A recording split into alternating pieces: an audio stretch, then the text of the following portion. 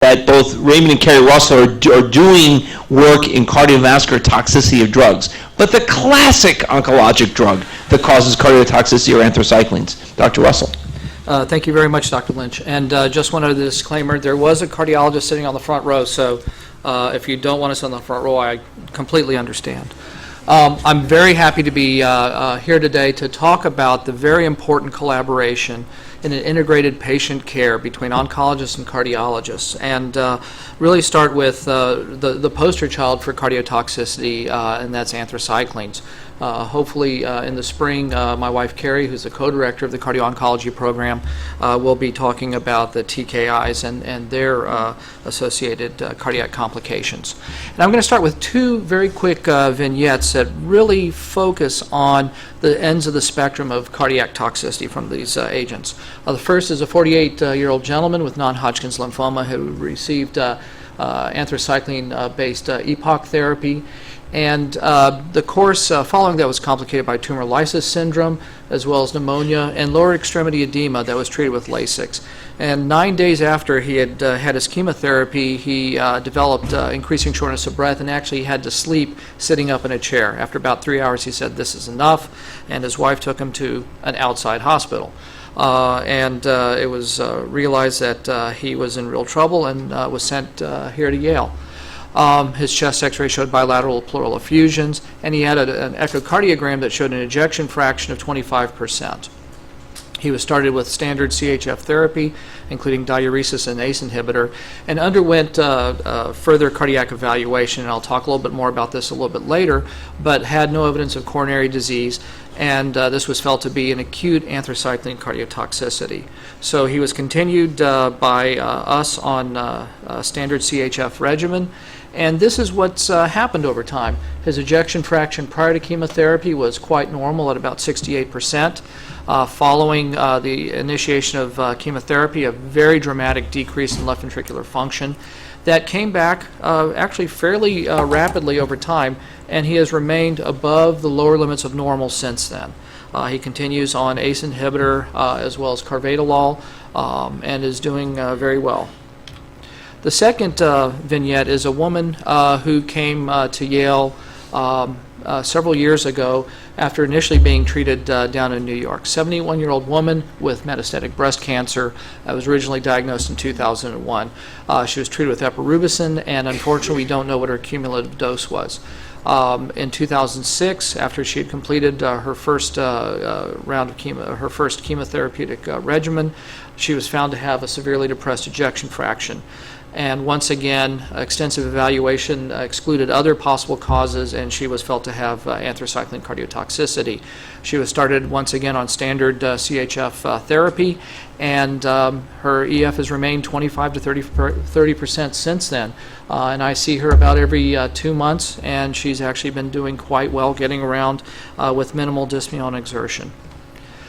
So once again, these really demonstrate the two ends of the spectrum as far as anthracycline cardiotoxicity. With the first patient, the acute anthracycline cardiotoxicity that usually occurs within the first week of treatment doesn't appear to have any specific risk factors associated with it. It's typified by transient left ventricular dysfunction and actual myocardial necrosis. You can also see arrhythmias up to and including ventricular tachycardia with this acute anthracycline cardiotoxicity. And fortunately, it's reversible. The other form, the chronic cardiotoxicity, gets lumped somewhat arbitrarily into early chronic and late chronic, really based on a 1-year time frame. For both of these, there are risk factors that I'll talk about in a few minutes. They result in a dilated cardiomyopathy and can have arrhythmias associated with them, more likely due to the left ventricular dilation and effects on the left atrium. And unfortunately, these are progressive. And those risk factors for that chronic cardiotoxicity are well known. I'm not even going to show the graphs that show the effects of cumulative dose because that's so well established. But certainly cumulative dose is the known, the biggest risk factors for the development of anthracycline cardiotoxicity. We think about that inflection point in those curves at about 400 milligrams per meter squared, although certainly patients that get lower doses, such as are used in breast cancer therapy, are still certainly at risk for developing anthracycline cardiotoxicity. In addition, and this becomes important as we think about what patients should be sent to cardio-oncology, the presence of underlying heart disease, structural heart disease, coronary artery disease, puts people at risk. The use of other cardiotoxic agents, and initially this included cytoxan and radiation therapy, but now with very powerful agents such as Herceptin and the tyrosine kinase inhibitors, I think we need to think a lot more broadly about that. Elderly patients are at risk, patients with liver disease, and women tend to be more predisposed to the cardiotoxicity than men.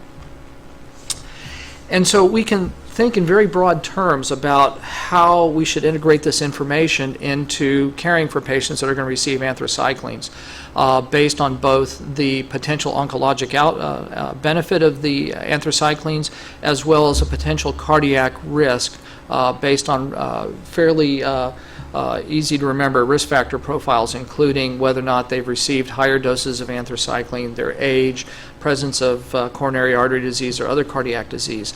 And based on this sort of paradigm, you can really put people into different groups based on whether or not you can just do standard monitoring of left ventricular function, or whether or not you should really follow those patients much more closely and add cardioprotective agents that I'll talk about in much more detail in a few minutes, or if these are patients really based on the risk versus benefit profile, should be considered for other forms of therapy. And so this is an area where I think it's very important for the cardiologist and oncologist to talk and to figure out what's best overall for the patient. So let's talk for a couple seconds about the evaluation of the cardiotoxicity, both what we do now and things that we may be able to do in the future to better define who patients that are at risk and to identify cardiotoxicity earlier. So one of the most important things, and this is one of the things that we focus in on, is the fact that decreases in ejection fraction are not always because of anthracycline cardiotoxicity. And so when we see a patient, we start thinking about what other diseases may be important. And these include the presence of coronary artery disease in the right groups of patients with multiple risk factors for CAD, patients with hypertension and valvular heart disease that may predispose them to decreases in left ventricular function. And so all these are very important to exclude before you arrive at a diagnosis of anthracycline cardiotoxicity. And what we do right now is something that was established in the late 70s. And it really hasn't changed a lot. And that tells me that, first of all, it works well, but also we need to be thinking about new things that we can do to identify cardiotoxicity earlier. And a lot of this was actually based on data that was developed here at Yale. Barry Zaret, who was a former chief of cardiology, actually invented the MUGA scan, or ERNA. And so the nuclear mafia here at Yale has really instilled the use of ERNA in evaluating ejection fraction in patients who are receiving chemotherapy. But I'm happy to say that we are also using echocardiography to minimize radiation exposure and to get complementary information. But both of these types of tests play an important role and complementary roles in assessing these patients. And so in very broad terms, if the baseline ejection fraction is greater than 50%, you start chemotherapy, and then you usually reassess after someone has reached about the 250 to 300 milligrams per meter squared. So after they finish, say, chemotherapy for breast cancer. And then once again, when they reach that inflection point where the risk of heart failure really increases. In the high-risk patients, the patients that have multiple risk factors for left ventricular dysfunction caused by anthracyclines, you'll repeat that at a lower dose, so more in the 400 milligram per meter squared range. The group of patients that I think everybody really worries about are the patients whose baseline ejection fraction is abnormal, less than 50%. And this group of individuals will really monitor very closely and assess the ejection fraction before each dose. And this is for patients that have an ejection fraction between 30% and 50%. And then if the ejection fraction falls below 30%, or we see an absolute drop of more than 10 points, we feel that it's time to really think about whether or not we're gaining benefit from the anthracyclines. And then if someone's ejection fraction is less than 30 from the outset, we really need to think about other agents. But as I mentioned, this is a certainly tried and true method, but it really tells us something very late in the game, and it's a very crude measurement. And so are there other tests that can help us identify cardiotoxicity earlier in the game?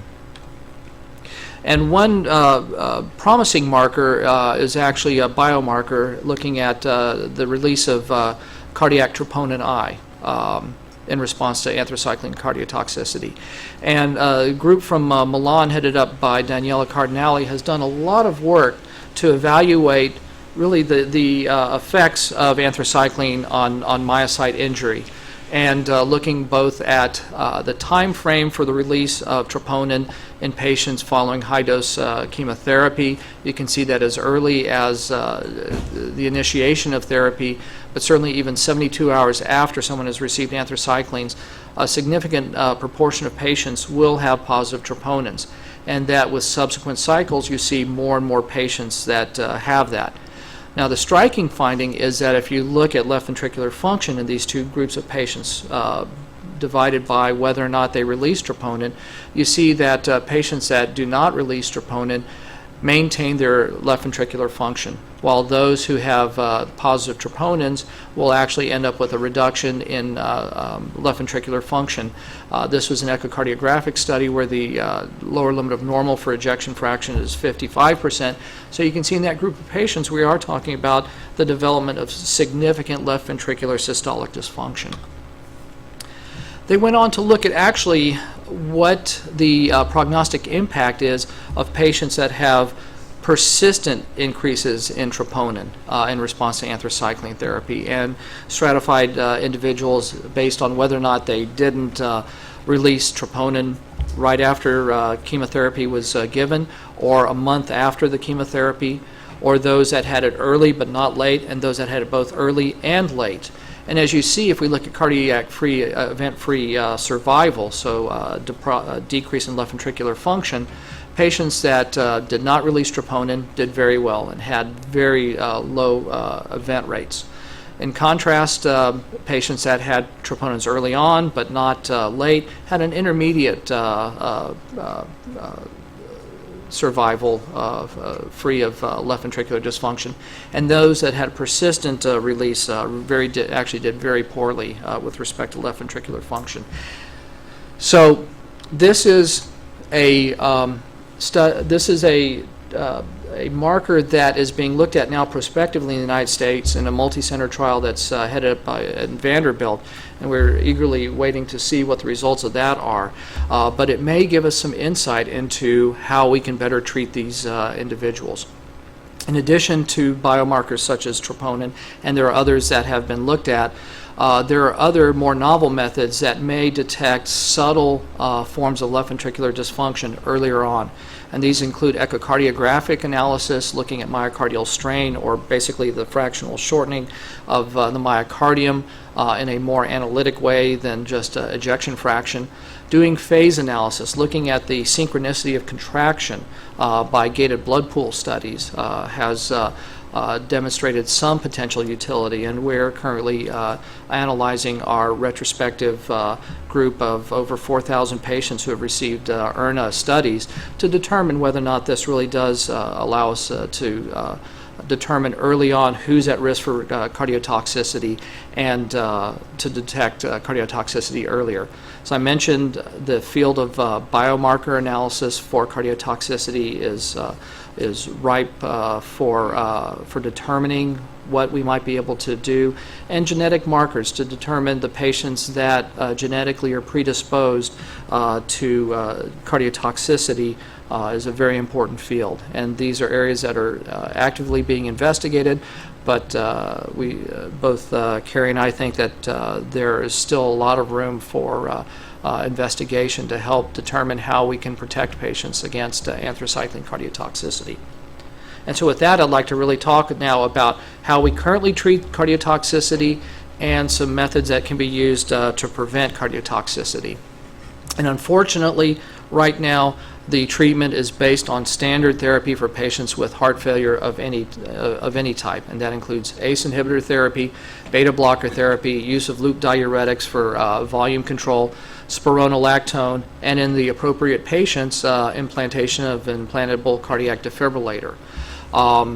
And this is really the standard of therapy right now. There are no specific guidelines to help us treat patients that have anthracycline-induced cardiotoxicity, and so we use these agents, and fortunately they have been tried and true for most forms of heart failure, and the evidence also suggests that it does a good job in patients that have anthracycline cardiotoxicity. And this is just one such example in patients that had evidence of overt cardiotoxicity with decreases in ejection fraction in response to anthracyclines. Treating those patients with ACE inhibitor demonstrated that there was a greater than 15 ejection fraction point improvement in left ventricular function with treatment with ACE inhibitor. Unfortunately, these are small studies. Much larger randomized controlled trials are needed to really demonstrate the efficacy of ACE inhibitors, specifically in patients with anthracycline cardiotoxicity, but certainly very positive findings. I actually had promised Carrie I wouldn't show this slide, but then I decided I have to show it.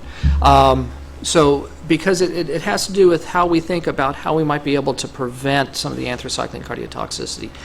And we understand that a lot of the cardiotoxicity occurs because of reactive oxygen species generation, both from the metabolism, the direct metabolism of the anthracycline polyaromatic hydrocarbon structure to reactive oxygen species, as well as interactions with non-heme iron to generate reactive oxygen species. And so as a result, one of the very well documented cardioprotective strategies for patients who are receiving anthracyclines is the use of the iron chelator dexrazoxane. And I think that this is an agent that in clinical trials demonstrated cardioprotective effects. However, there were some questions about whether or not it decreased the efficacy of the anthracyclines. And there was a recent study that was a meta-analysis published in the Cochrane Library that looked at the effects of dexrazoxane both on cardioprotection, and as you can see, there is a very dramatic effect in cardioprotection in patients that receive this agent, and at the same time, really no effect on either response rate or progression-free survival. And so there's really, I think, pretty strong evidence that in patients that are at risk for anthracycline cardiotoxicity, especially the patients that have received the higher doses of anthracycline, that dexrazoxane should be considered as a cardioprotective measure. Some other therapies that have been investigated, and once again in small groups of patients, include the use of ACE inhibitor as a prophylactic measure to prevent the decrease in ejection fraction. And this is once again from Cardinale's group, looking at ejection fraction in patients that either did not have positive troponins, and those are the filled squares here, or those that did have positive troponins. And if we look at individuals who did not receive ACE inhibitors, we once again see this display in changes in left ventricular function following chemotherapy. However, almost miraculously, almost too good to be true, in patients that receive ACE inhibitor, both groups completely maintain their ejection fraction. And so I think this is once again something that needs to be borne out in larger groups of patients. This was about 50 patient study. And we need to really help us determine, is this really the optimum way to prevent anthracycline cardiotoxicity? Similarly, beta blockers, and specifically Carvedilol, has demonstrated a cardioprotective effect in patients that are receiving anthracyclines. So with that backdrop, I'm finally going to turn to cardio-oncology and why I think it's important, and why the collaboration between oncologists and cardiologists is vital. And this is a editorial that appeared in Journal of National Cancer Institute, really urging the development of cardio-oncology to help treat patients to prevent the decrease in left ventricular function. And I just highlighted one sentence here: there's a need for cooperation between those two areas and for the development of a novel discipline which could be termed cardio-oncology, or diplomatically, oncocardiology. And that's why we're here, and we're very happy to have this opportunity. And why is it important? Well, This is a study that came out of Stanford, a retrospective study looking at all the patients who received chemotherapeutic agents who had their left ventricular ejection fraction assessed and had depressed EF. And what happened to these patients, looking at whether or not they received ACE inhibitor therapy for left ventricular dysfunction, whether or not they received a beta blocker, and whether or not they were seen by a cardiologist. And you can see that across the board, patients were not really being appropriately treated for left ventricular dysfunction. And this becomes important if we put it in the paradigm that we use on a day-to-day basis in cardiology, the door-to-balloon time for acute myocardial infarction, where we think time is muscle. The sooner you get therapy started, the better outcome patients are going to have. This is a study looking at the response to heart failure therapy in patients with anthracycline-induced cardiotoxicity. And if it started within 1 to 2 months of the identification of left ventricular dysfunction, over 2/3 of the patients will have an improvement in left ventricular function. If you wait more than half a year, you're not going to have a significant effect. And so this is why it's so important to identify these patients early and put them on optimal treatment. And so thanks to many people, Dr. Lynch, as well as Dr. Simons in cardiology, we've been able to put together a cardio-oncology program here at Yale. We started our cardio-oncology clinic up on Smilow 7th floor multi-specialty clinic in February of 2011, seeing patients Friday afternoon. And this is our volume of patients. And as you can see, thanks in large part to many people in this room, we've had an explosion in business, and we can't be happier about that. So to date, we've seen 240 patients. Most of them in the outpatient setting, but certainly we're very happy to see patients inpatient setting. Majority of the patients either have breast cancer or lymphoma or leukemia. However, we are seeing more and more patients with other malignancies and many different problems. And these problems really span the gambit of cardiology. Cardiotoxicity is certainly a big player, but arrhythmias, atrial fibrillation, a block, patients with syncope, we are evaluating. Patients that have coronary artery disease, pre-treatment evaluation. So we're really seeing a wide variety of complaints and disorders that I think it's very important for us to help in their management. And we're very excited about where we can go with this. Right now, we are optimizing cardiovascular care for patients with cancer, and specifically complications of their cancer or their treatment, coexisting heart disease and cancer, or pre-treatment risk stratification. This last one, I think, is where we really want to expand. And my wife, who's very wise, said not too long ago, people get cardiac clearance for cataract surgery. Why shouldn't they undergo risk assessment if they're going to receive a drug with known cardiotoxicity? And so this is the area that we really want to expand on. And we're very happy because just last week we identified someone who will be helping us in this effort.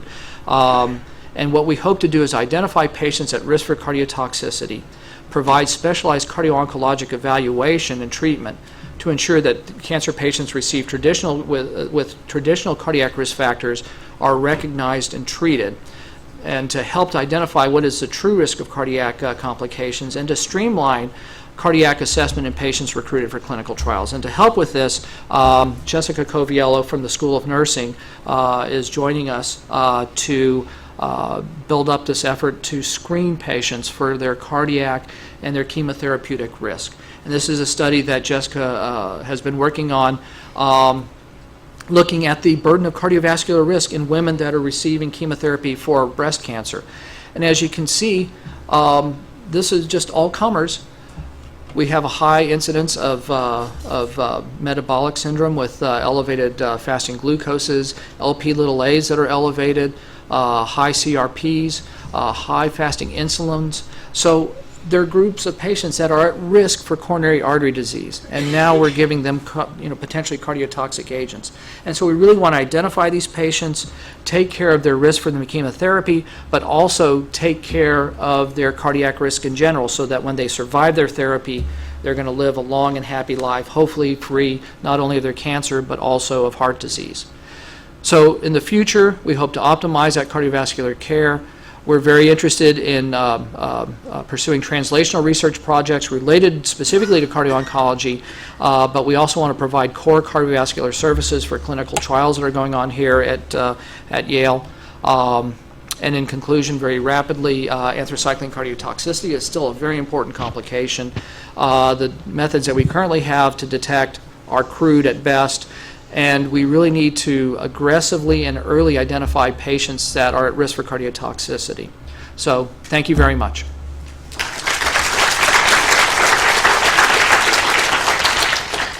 Yes, Nikolai. Are there any national guidelines in regards to anthracycline standards in this population, or any quality improvement initiatives in this? There currently are not. The closest thing are those guidelines as far as monitoring left ventricular function and when to stop therapy.